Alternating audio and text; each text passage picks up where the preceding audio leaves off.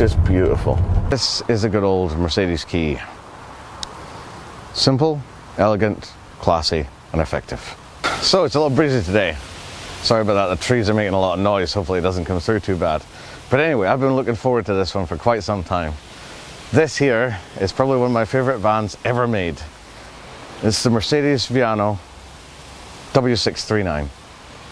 Let's get into it. So let's talk about the big difference between the Vito and the VIANO, because I get a little bit bothered when people make that mistake.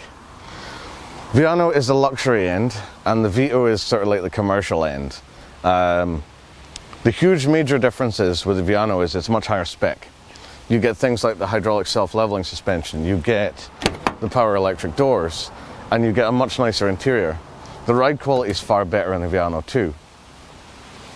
And usually they have much higher specification when it comes to things like your climate control, your stereo system, things like that. You do get the command stereo and the higher end stuff on the special Vito models like the Sport X Vito Combi, for example. We'll have to review one of them at some point too, because I really like those too. But anyway, let's take a look at the rest of it. Yeah, it's pricier than a Transit, but with good reason. Smooth as silk to drive, excellent ride quality, reasonable mile per gallon, and no shortage of fancy toys to keep you occupied. Also, there's yet another legendary Mercedes diesel engine to choose from in a 3-litre CDI. It gives 220 horsepower at the factory, but a simple remap gives you almost 260. This makes it one of the most powerful vans in its class. Coupled with the 7G automatic transmission, a VIANO can still do a respectable mid-30s to the gallon, which is just incredible. And I guess here's where I talk about problem number one.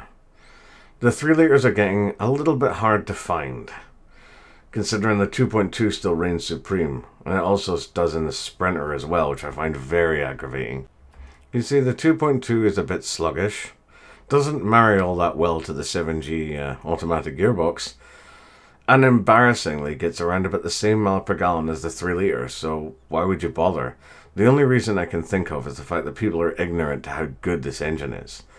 And infuriatingly, when I've been hunting around for a Sprinter of late, I can't find a 3-litre example anywhere, despite the fact that they are obviously superior. Like all really good things, you never have the money to purchase one when you see it. I literally just missed a Sprinter long wheelbase manual 6-speed 3-litre. Now they're incredibly rare. I only see one now every 6 months. So one in January, and I saw one now in July. And every time I see them, I don't have the money to buy one. It's starting to get on my nerves. Right, let's talk about some lengths, because even dealers can't seem to figure this out. If you have this piece here between the door and the rear arch, then you know it's an extra long wheelbase. Alright? The long wheelbase has the wheel arch about here. Very important. Your next one is, if you don't have this bit, then it's a compact. To this day, I still don't know why compacts exist. Why not just have the long wheelbase and the extra long? The compact seems a bit useless. I don't know, you can tell me in the comments if you drive a compact and you find it quite good, but Alright, so why would you opt for the extra long wheelbase model? Well, here's why.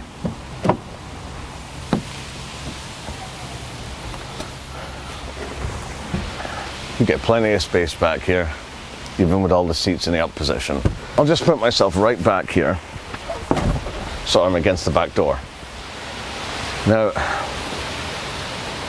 that's a fair amount of luggage space.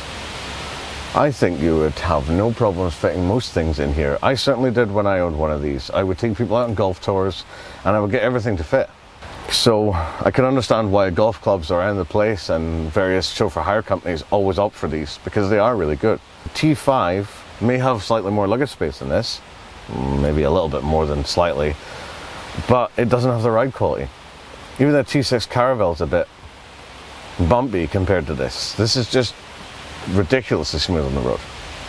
Most of the time when I look at VIANOs like this, I find this seating layout is the way that people do it. So it's called the conference layout, where you have your 3 seats on your middle row, on your second row, facing backwards. So basically, if you're sitting in this side here, you can talk to the people in this side as well. Now this has 2 major disadvantages and a couple of advantages. But the major disadvantage is the fact that anybody sitting on these seats facing backwards can sometimes feel quite ill, quite seasick. I certainly do. So when I had my one, and I will have another one day, I always ran them in bench layout where this second row was facing forwards.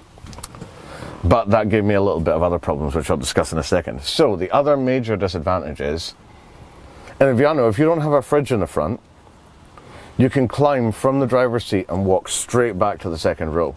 Now obviously when you've got them turned around this way, you can't do that, which is a little bit, there's not much you can do about it. Now you also get other versions of this thing that have a table in the middle, and they have only 2 captain's chairs here. Now they're fine, but certainly for me in the taxi trade, or for certain individuals that want to actually carry 8 people, that's a problem.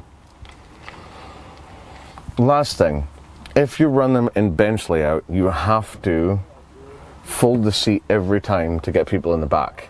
Now that can work out a bit of a bind, but surprisingly not, I get very fluid and very quick at doing it after a lot of practice. And I guess you would too if you had to. The main problem with these seats is alignment. You see here, there are little teeth in here. You have to get the seat aligned perfectly with its counterpart to be able to click them into place when you change the layout or you move them forward and back. And that can be a bit of a nightmare and a little bit of trial and error. I've gotten quite good at it over the last little while that I've been using this sort of layout on these VIANOs, but it's not easy. And that's probably the biggest flaw in this vehicle. If it had quick release seat systems that were better designed than this, I couldn't dock it for that. When it comes to the rear seating area, there are 12-volt sockets everywhere. Do you see this little one down here? There's one on each side, but I guess you can only really access them when you're in bench layout. But you also get one over there and one over here. There's little cup holders. There's also switches here that operate these large rear windows, and that's really good. The downside with this particular vehicle is that these big side window doors do not go down or open, and I suppose that's another slight flaw in the design, but it would be rather difficult to get this window to go down like a traditional door electric window. Let's take a look at ease of entry, shall we? I just slide in, no problem. I've always liked that about these. They're so easy to get in and out of, and they're incredibly comfortable. I mean, more so than any other van I've ever driven. The seating position is just right. The distance from the floor, the way the steering wheel is totally adjustable, the quality of the Mercedes leather comfort seats, as they call them, just second to none. I can't give them enough praise for that. Take a look at this interior that I find award-winning. These door pockets are an excellent size. You can fit plenty of stuff in them. I love the quality on the ribbed leather here on the door card. The nice finish here is pretty good, and the electric switches are nice and easy to reach in a good position. This one has quite a few custom switches in here. They were just custom drilled, but they are not normally present. Underneath that, you can see there's a parking brake release. So on the floor, you have a parking pedal, which is on at the minute. And then if I pull the latch here, that releases it. A really good system, nice, quick and easy to use. Once you get familiar with it, it's second nature. It really is quite something. The only problem I found is use it sparingly, because the number of times you'll have to do a parking brake adjustment is just criminal. Let's take a second to talk about these lovely dials. I really like the way they're mounted, the way they look, the center infotainment system, the fuel gauge is nice and legible. It's just how it should be done. This gear lever might look strangely placed, but you'll be surprised just how quickly you get used to operating it, and how simple and straightforward it is. When you go down to drive, you can flick right for up a gear and left for down a gear, and the system works really well. Also, It's smooth as silk going up the way, and it's smooth as silk going down. Again, this is how an auto box should be done. Move on to the central dash. A lot of them have this bin down here, and it's a great place for storing all sorts of things. Obviously it's full of stuff right now. You get a weird 12-volt socket right the way down here. Now I would have preferred it to be much higher up, but that's where Mercedes decided to place it.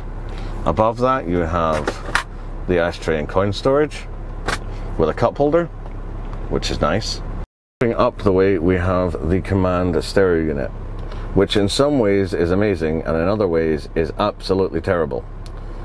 It has Bluetooth, but it doesn't have Bluetooth audio. It has navigation, but most of the time it doesn't recognize its media discs. And it has an awful lot of buttons going on, which most of the time you don't use. Also, the Bluetooth does not recognize your phone book in most devices. So you have to enter all your contacts individually on the stereo if you want them to recognize. That's just not acceptable. You'll notice a plethora of switches up here on the top, and you get used to their placement very quickly and very easily. Most of the time, I didn't even have to look at them in the dark to be able to work out which ones were which. Starting on the outside edge, these are the electric door ones. These ones here are for heated seats, which are missing. These ones here are the lighting and door lock systems. And then over here, you've got the ones for the rear wipers and the parking system on and off. And then you obviously can understand what those were because they're just a mirror of these over here. Now above that, you've got the aircon one, and you've got all the ones associated with the climate control. Now some of these versions have a digital climate control system on here, and that's what I'm hoping to get on my next one. That links to an external separate climate control unit up here, which controls the rear of the vehicle. I apologize in advance for the autofocus, but this stalk over here that's all blurry right now, this one is basically just for the command system. If I press it, it says over here it's activating some kind of language-tronic system. Oh, on this one it doesn't seem to work right now. Anyway, that's all that stalk does. So, I don't know. I mean, rip it out maybe? I'm not sure. Anyway, the more important stalk over here is the one that we should talk about. Well, the two stalks we should talk about. I'll maybe have to get in over the top somehow, or there we go. Right, so these two stalks here, this one is the speed limiter and cruise control stalk, which is great because you just have to flick it up or down for set or resume. This one down here has the indicators and the wipers attached to it. All of the stuff on one stalk. I love this design, always have done. It's nice and simplistic, and you always know where you are with it. I never switched it on beforehand, but there you go, there it is. And it's very quick and easy to use, and I personally think it's one of the best rear climate control systems I've seen on a van. The main dome light is amazing. It has excellent full lights. These ones have had bulb upgrades. Unlike the Volkswagen, there is a gigantic space between the two front seats. Now, I'll grant you this one's all full of trash right now, but ordinarily, it's the perfect size for the Mercedes Waco fridge, which fits in here nicely. I'm going to have to get a video of that, and I'm going to insert that here to show you. It's wonderful. Swiftly on over towards the dashboard, you get the lovely glove box, which you can't tell because there's so much stuff in it, but it's very, very deep. You can fit a lot of stuff in there. This particular VIANO is missing some of the higher end extras. It doesn't have the main digital climate control up here, and it doesn't have the triple sunroof. But those extras are getting incredibly hard to find. I was hunting around since January this year, and bear in mind we're now in June, and I've only seen 3 come up for sale that have everything. See, if I wanted a regular 2.2 turbo diesel, I could find them day and night, no problem at all. But the 3 litres where it's at. That's where the quality is. That's where you want to be. And finding one that's got all the extras is now nigh on impossible. So let's see, how does it drive? Well, better than anything else in the van sector, I'll tell you that for free. See how easy it is once you get used to it. You just put it straight into gear, no problem at all. It's smooth as silk. You just need that tiny little bit of throttle and she'll just glide effortlessly. The engine and gearbox combination are smooth as silk. I've heard lots of people complain they're long in the tooth now, but I think they've been driving the 2.2s, which are nowhere near as good. You'll notice the road wind and engine noise is very, very subtle. There's very little to rival this in terms of engine noise when it comes to commercial vehicles. There's also nothing that can rival the ride quality or the smoothness. Nothing. There's nothing that can touch this. In the MPV market, you're a little bit more spoilt for choice, but in the commercial market, certainly the 8-seat market, there's nothing that gives you the amount of legroom, the amount of quality, coupled with the low engine noise, great handling, high performance, all of this sort of things. Now, there's something else that I just can't understand. When I speak to people and I talk about this legendary 3-litre, they always screw their face up and say, oh, but what about fuel economy? Here's the thing. The 2.2 only gets about mid-30s to the gallon in this shape. And I know because I've had them as well. And they were absolutely disappointing. And I said I would never buy another one. The 3-litre gets mid-30s to the gallon too. After a remap, it'll get mid-30s most of the time. So there's actually no reason to buy the 2.2. But infuriatingly, when they came out with a new V-Class, they did away with the 6-cylinder altogether. I will never forgive them for that. Well, the VIANO might have a little bit of issue when it comes to configuring the seat positions. And there's no flat fold option. And the seats are quite heavy. Probably too heavy to go pulling them out every 5 seconds. In fact, I hate doing it. But other than that, this VIANO gets everything right. Everything. The performance value, the amount of traction it gets, the ride quality, the fuel economy is not bad. But overall, you can't get better than this. I challenge you to find me better. And for that, we'll call it a day. A bit of a serious episode, this one. I think maybe I'll try something more humorous next time. Anyways, hopefully you enjoyed it nonetheless. Like and subscribe if you did. Tell me in the comments if you didn't. You know, it's all good. I don't mind either way. But anyway, I'm trying to think what I've got for you next. Ah, yes, of course, the Ford Mondeo. Yeah, I'll be quite critical of that one. But anyway, until then, or until you watch my next one, look after yourselves.